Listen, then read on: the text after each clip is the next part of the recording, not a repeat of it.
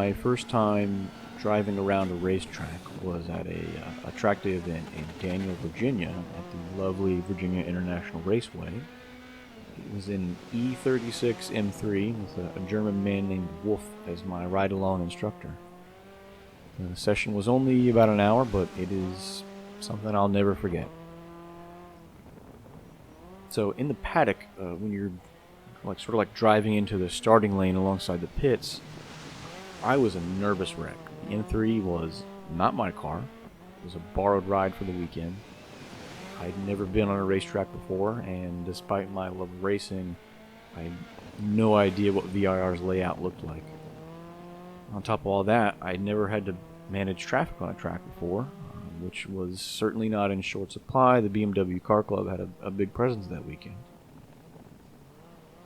But as soon as I felt the acceleration onto the main straight sort of hit me in the small of my back, a switch flipped in my brain. All the nerves, the tension, the anxiety just got pushed out of the way and pulled me into the present moment. I was absolutely wired for about 2 laps. Then something really interesting started to happen. I slowly started to notice that after each lap, my instructor Wolf was talking less and less. And by the end of the session, there was about 5 laps that I did where neither of us said a word.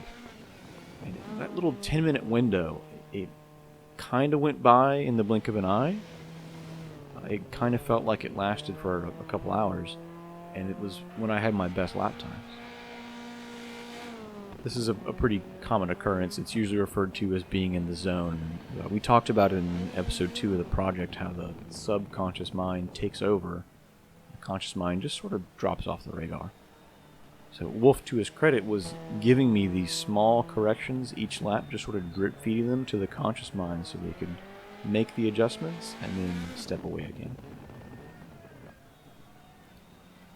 That first hour of driving around VIR is, to this day, the most peaceful I've ever felt. And at the time, that was kind of heartbreaking. I got out of the car, Wolf said, we'll meet up after lunch, we'll talk more and prepare for the afternoon sessions. I walked straight to our part of the garage, went to go sit in the corner where nobody could see me, had my helmet still on, because I was crying. And it was because I felt like I had been missing out on something for so many years of my life, and that I had made this huge mistake. I knew on the spot that that's what I was supposed to be doing, like in a cosmic sense, right? It was 100% existentially correct for me to be in the car that day.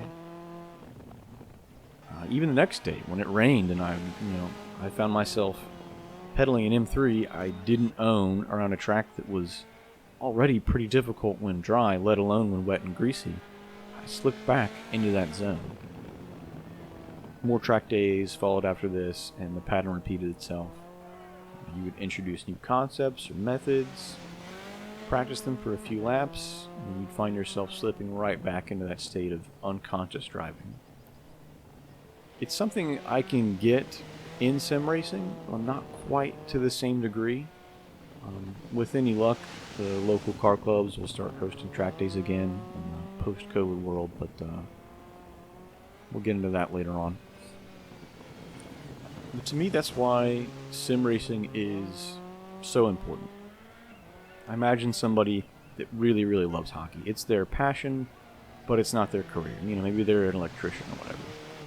They'll never really know what it's like to get on a rink and play against top-level professionals. But they can join a local league and at least get a glance at what professional players have to deal with. Sim racing is the same thing.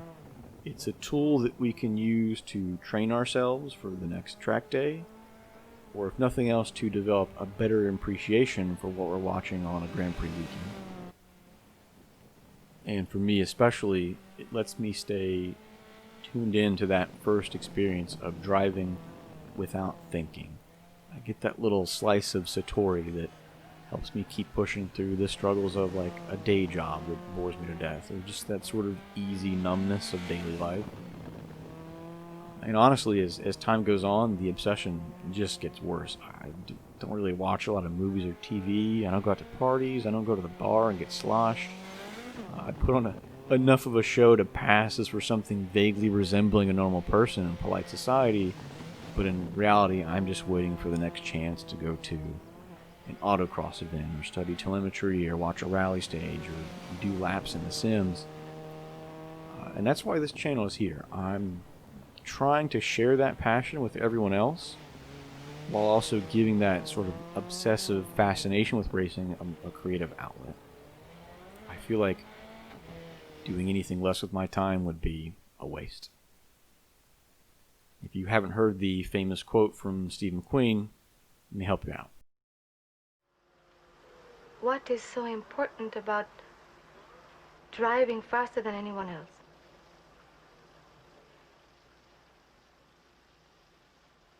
A lot of people go through life doing things badly. Racing's important to men who do it well. When you're racing, it's life.